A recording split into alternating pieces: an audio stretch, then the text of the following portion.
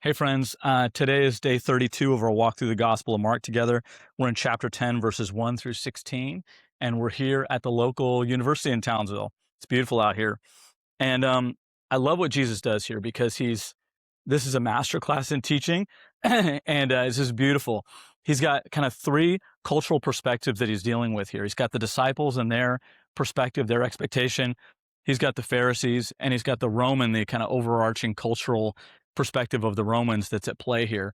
And they're talking to him about marriage and about family and children. And I love Jesus, how he just masterfully just winds his way through these different philosophies and doesn't adopt any of them. He teaches them biblically, he teaches them God's perspective.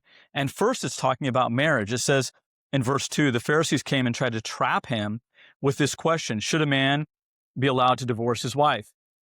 And the reason it's a trap is because the Pharisees didn't even agree on this.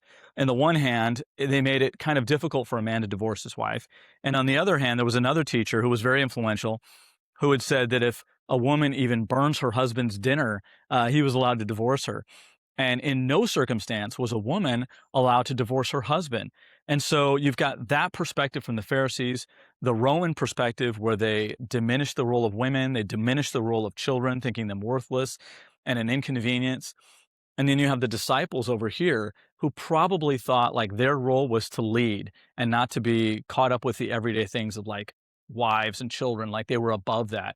Or maybe they thought they were going to be ascetics, like hermits out in the desert, like John the Baptist, and they wouldn't have time or energy to devote to a wife and children. And Jesus is saying, no, no, no, no, I'm going back to Genesis. What was the intention of God from the very beginning?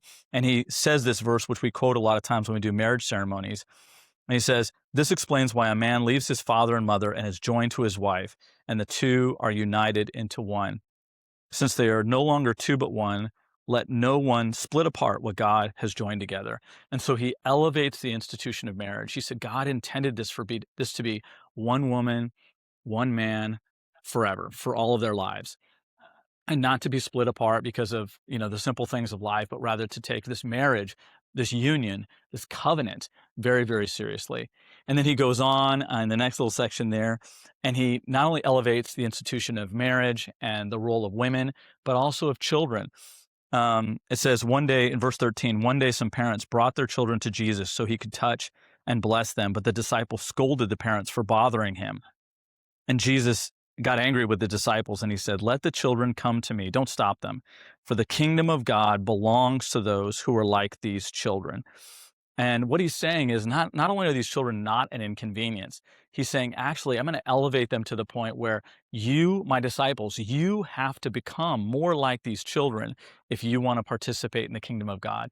You have to take on their simplicity of faith. You have to take on their humility in order to participate in this thing that I'm creating. And so I love how Jesus just turns this thing around and says, we're not above having families and wives. We're not outside of that reality. It's like they're going to be a part of the kingdom, and I want to elevate them and their role because that's what God intended from the very beginning. So I hope this is something good for you to think about. Until we see you tomorrow, God bless you.